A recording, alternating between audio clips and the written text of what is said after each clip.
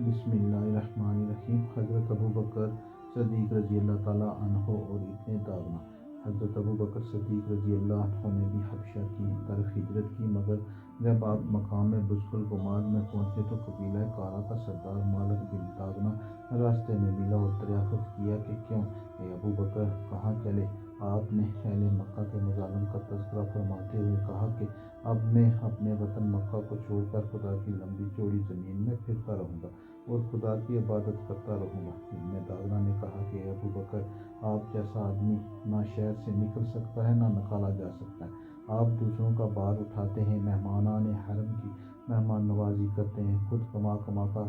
مفلسوں اور محتاجوں کی مالی امداد کرتے ہیں، حق کے کاموں میں سب کی امداد و اعانت کرتے ہیں۔ آپ میرے ساتھ مکہ واپس چلیے، میں آپ کو اپنی پناہ میں لیتا ہوں۔ ابن داغنہ آپ کو زبردستی مکہ واپس لایا اور تمام کفار مکہ سے کہہ دیا کہ میں نے ابوبکر کو اپنی پناہ میں لے لیا ہے، لہذا خبردار کوئی ان کو نہ ستائے۔ کفار مکہ نے کہا کہ ہم کو اس شرط پر منظور ہے کہ ابوبکر اپنے گھر کے اندر چھپ کر قرآن پڑھے تاکہ ہماری عورتوں اور بچوں کے کانوں میں قرآن کی آواز نہ پہنچے۔ ابن داغنہ نے کفار کی شرط کو منظور کر لیا اور حضرت ابوبکر صدیق رضی اللہ عنہ چند دنوں تک اپنے گھر کے اندر قرآن پڑھتے رہے، مگر حضرت ابوبکر صدیق رضی اللہ عنہ کے جذبہ اسلامی اور جوش ایمانی نے یہ گوارا نہیں کیا کہ معبودان باطل لات و عزیٰ کی عبادت تو اعلان ہو اور معبود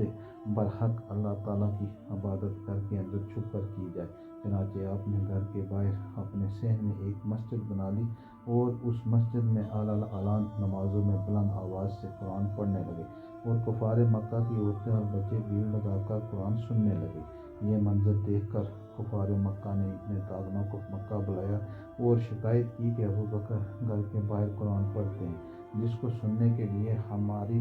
عورتیں اور بچے ان کے گرد اکٹھے ہو جاتے ہیں اور میلہ لگ جاتا ہے، اس سے ہم کو بڑی تکلیف ہوتی ہے، لہذا تم ان سے کہہ دو کہ یا تو وہ گھر میں قرآن پڑھیں ورنہ تم اپنی پناہ کی ذمہ داری سے دستبردار ہو جاؤ۔ چنانچہ ابن داغنہ نے حضرت ابوبکر صدیق رضی اللہ عنہ سے